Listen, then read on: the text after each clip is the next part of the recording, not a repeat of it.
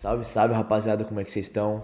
Hoje a gente vai mostrar pra vocês uma coisa que é um tanto quanto comum, mas a gente vai ter a nossa originalidade, que seria a nossa carteira oficial, ou seja, como a gente montaria, como a gente vai estruturar a nossa carteira em 2024. Inclusive a gente vai mais pra frente usar essa estrutura que a gente está falando aqui para montar a carteira pública do canal. Exato. Para a gente acompanhar junto com vocês aqui qual vai ser o rendimento dessa carteira com o passar do tempo aí. Então, inclusive eu acho que é legal a gente, depois que a gente fizer esse vídeo, todo mês a gente vai mostrando para vocês, né? Pelo menos um vídeo no mês vai ser dedicado a mostrar os rendimentos dessa carteira que a gente vai fazer. Se você quer saber mais sobre esse vídeo, como a gente vai estruturar, diversificar e qual vai ser a ideia por trás, fica até o final e já se inscreve aqui para você acompanhar todos os meses a rentabilidade. Tamo junto, bora pro vídeo.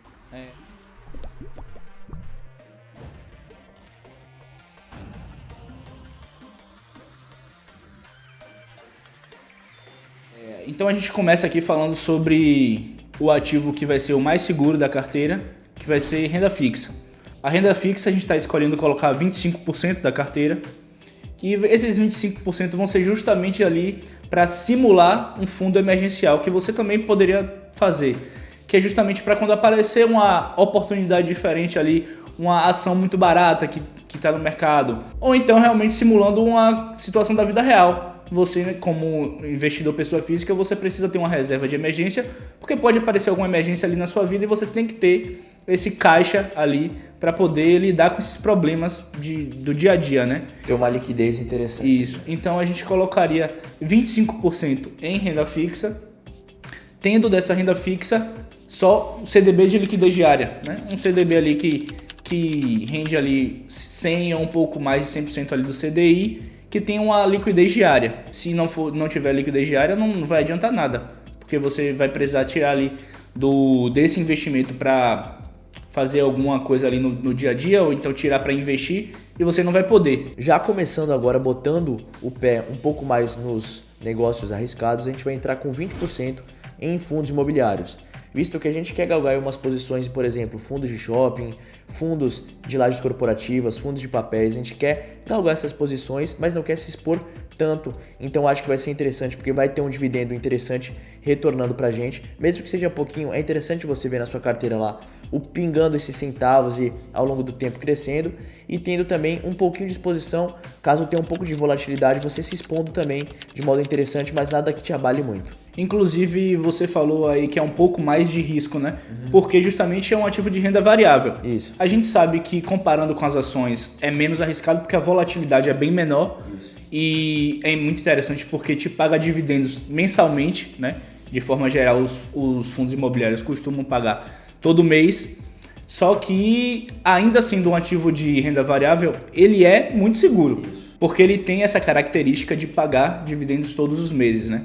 Mesmo sendo renda variável. E outra, como é algo que é de acordo com o aluguel, ele está muito ligado a essa questão. Então, por exemplo, se tem uma laje corporativa que aluga para alguma empresa grande, tem um contrato assinado, aquela empresa ela tem que firmar até o final do contrato e tem que se submeter às situações que estão lá contratuais.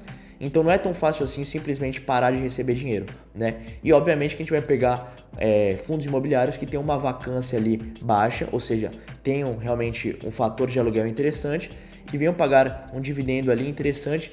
Pode não ser mensalmente, pode ser trimestralmente, pode ser semestralmente, mas que venha ter essa recorrência para que você consiga analisar também.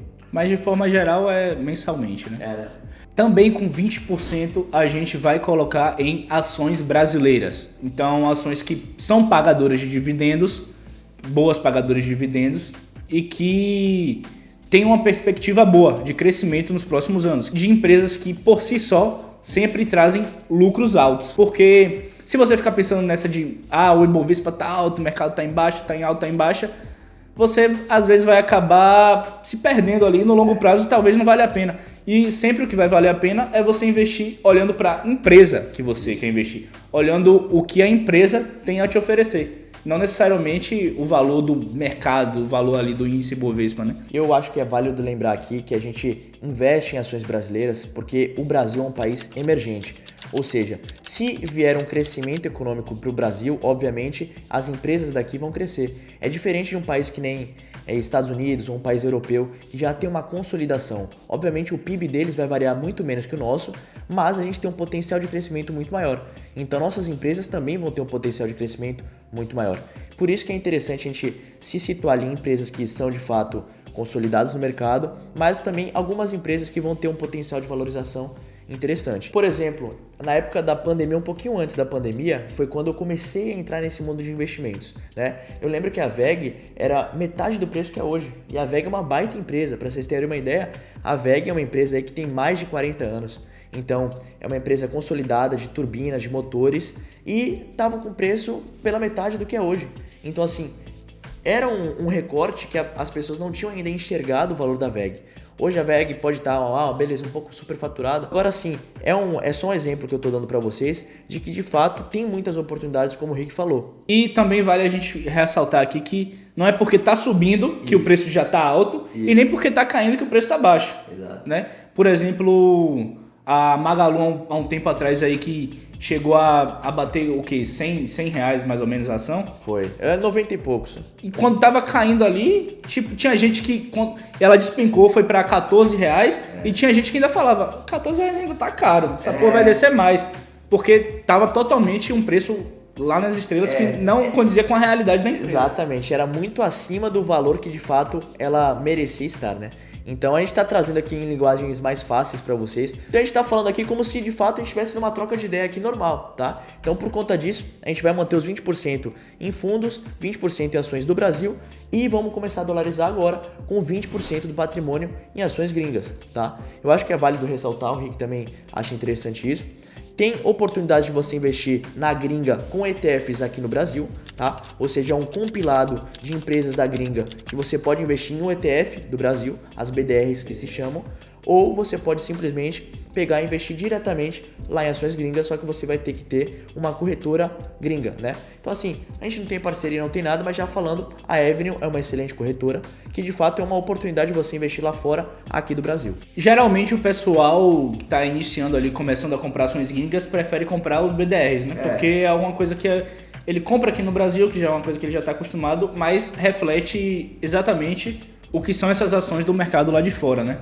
Exatamente. Então, também é uma opção interessante, mas se você quiser investir diretamente, você pode baixar um aplicativo aí como o da Avenue, que é uma corretora, que você consegue comprar diretamente as ações das empresas lá fora. E por que é interessante? Por que é interessante a gente dolarizar também? Basicamente por dois motivos, né? Primeiro que a gente vai estar pegando o nosso dinheiro aqui, que vai ser real, e comparando com o dólar hoje vale 5,5 o real. Então imagina você investindo numa ação que tem o potencial de valorização dela própria e o potencial de valorização do dólar. Você vai estar ganhando vezes 2. Então é basicamente por isso que é interessante você investir lá fora. Não manter o seu dinheiro somente aqui no Brasil, mas também dolarizar. E como o Brasil é um mercado muito instável, também é uma forma de você proteger seu patrimônio, né? Exato. Porque ele não está necessariamente ligado ao real. E a nossa última forma de diversificar aqui nossa carteira vai ser com criptomoedas. A gente vai estar colocando 15% nas criptomoedas. Muita gente vai olhar aí esse vídeo da gente e vai falar que a gente talvez seja muito agressivo. Então a gente não recomenda que ninguém faça isso, porque a gente não pode recomendar nada. Você sabe o que você vai fazer aí da sua vida. Mas é o que a gente vai fazer. E a gente tá aqui passando o que a gente vai fazer. É o que nós vamos fazer.